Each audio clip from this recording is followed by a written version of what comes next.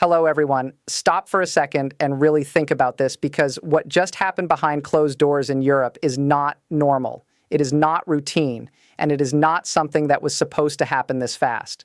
While the world was distracted, while headlines were focused on conflict, inflation, and political chaos, something much bigger was quietly unfolding. And now it is out in the open. Europe didn't just talk about Canada. Europe made a move, a serious one. The kind of move that signals a shift in power. And here's the part that should make you pause. While European leaders were opening the door to Canada, Donald Trump was still trying to pull it back under control. Two completely different visions of the same country colliding at the exact same moment.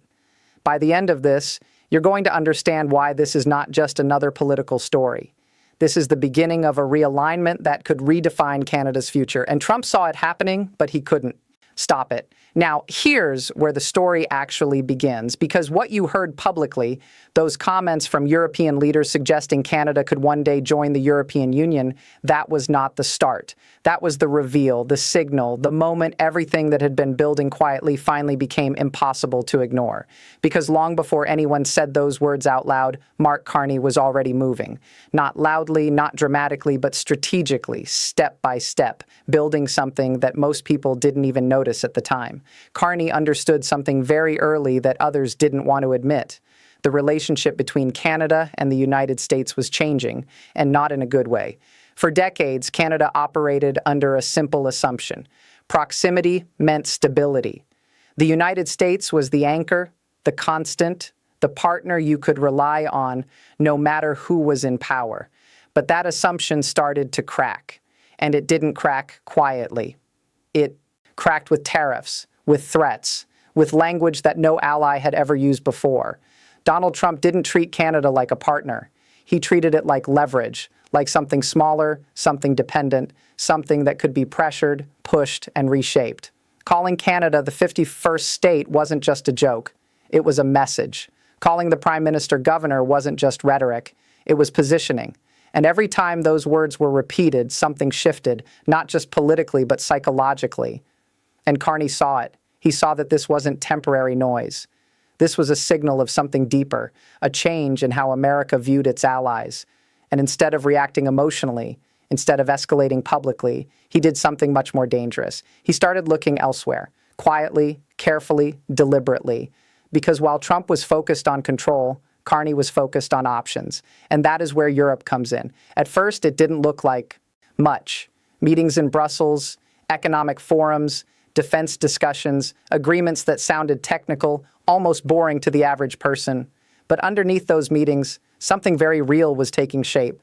Trust, alignment, and shared interests that went beyond trade and into security, technology, and long-term strategy. Europe wasn't just listening to Canada. Europe was watching it, watching how it responded under pressure, watching how it handled threats, watching whether it would fall back into dependency or step forward into independence. And every move Carney made sent a signal. When he stood on global stages and talked about a new economic reality, Europe heard it. When he pushed for diversified trade relationships, Europe noticed. When he signaled that Canada would not be boxed into one partnership, Europe paid attention, because Europe at that moment was going through its own realization. The world was changing. Alliances were becoming less predictable. The old assumptions about global stability were fading, and Europe needed partners it could trust, not just geographically, but politically and strategically. Countries that believed in the same systems, the same rules, the same long-term vision. And when they looked around the world, one country kept standing out, Canada. Not because it was the biggest, not because it was the loudest, but because it was consistent, stable, aligned, and increasingly independent. So while Trump was doubling down on pressure, threatening tariffs, questioning alliances, using economic force as a tool of influence, Europe was doing the opposite. It was opening doors, expanding conversations, and building frameworks that included Canada not as a junior partner, but as an equal. And this is the part almost nobody saw happening in real time, because it didn't explode into headlines. It didn't trend. It didn't dominate the news cycle. It happened in agreements and negotiations, in policy, shifts that looked small on the surface but were massive underneath. A defense discussion here, a trade expansion there, a strategic dialogue that slowly turned into something much bigger. Piece by piece, connection by connection, Canada and Europe were moving closer. And Trump kept pushing. Every threat, every statement, every attempt to tighten control over Canada's economic decisions didn't pull Canada back. It pushed it further away, further toward alternatives, further toward partners who weren't trying to dominate the relationship. And that is why what happened next matters so much. Because when European leaders finally said it out loud, when they suggested that Canada could one day be part of the European Union, that wasn't a random idea. And it wasn't symbolic. It was the result of everything that had been building behind the scenes. It was Europe saying, "We see you." And it was happening at the exact same moment Trump was trying to remind Canada who he thought was in charge. Two forces, two directions, one country caught in the middle.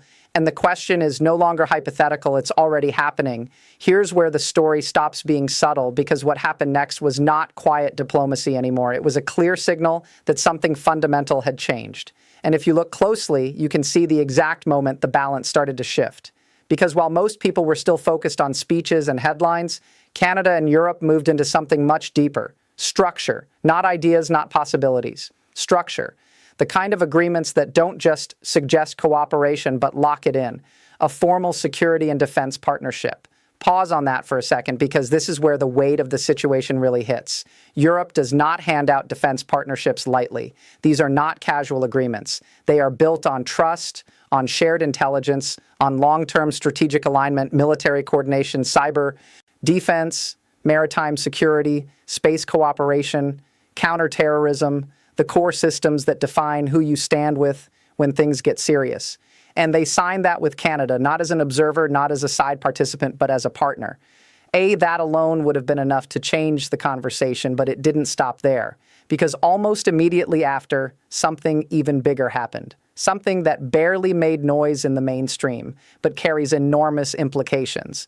The European Union opened the door to its largest ever joint defense procurement program, a fund worth around $150 billion designed for European nations to collectively build and purchase military equipment, strengthening their own security while reducing dependence on outside powers. This is Europe investing in itself, its own defense, its own industry, its own future.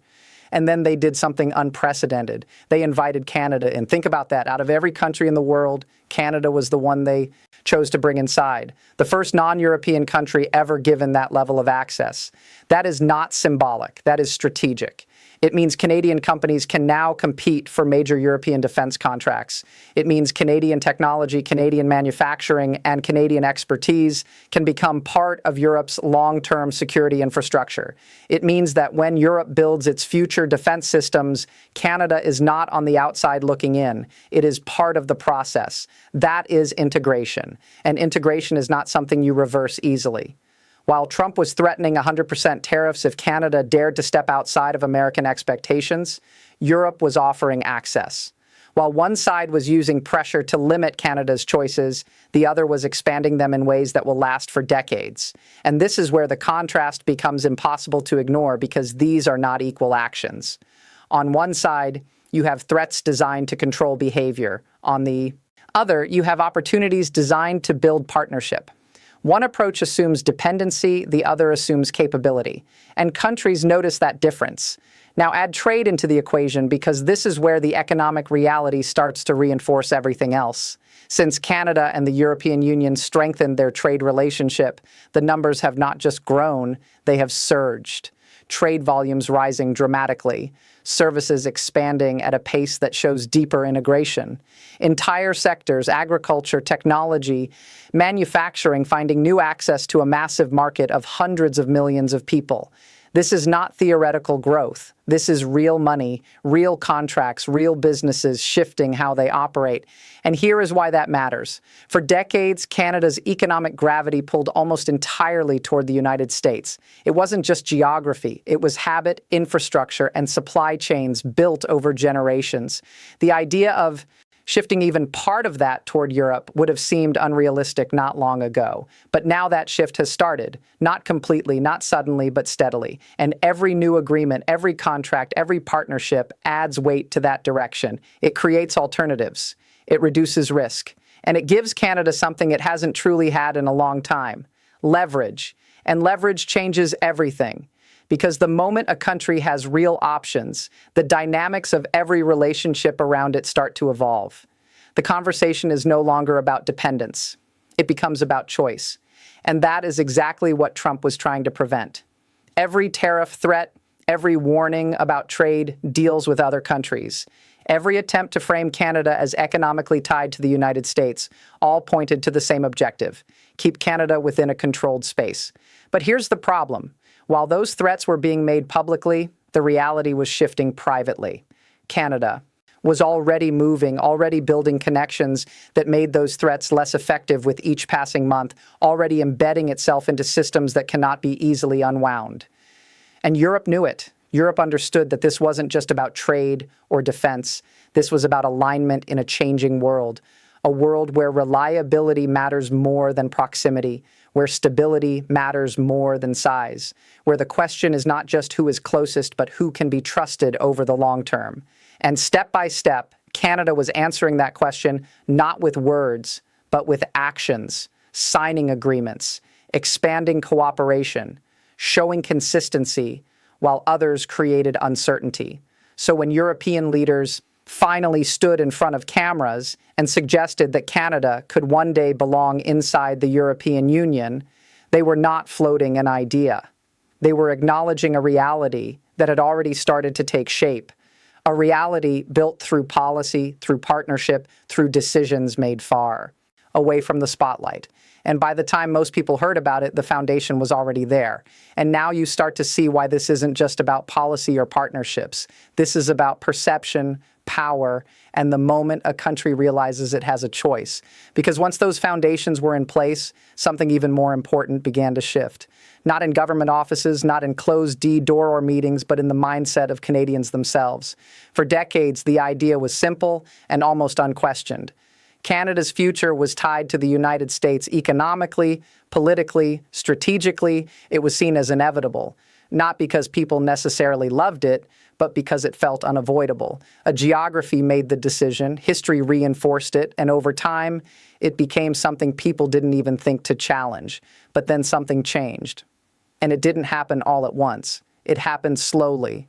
Then suddenly, every time Donald Trump referred to Canada as the 51st state, it landed differently. At first, maybe it sounded like rhetoric. Then it started to feel like disrespect. Then it started to feel like something else entirely, a glimpse into how Canada was actually being viewed.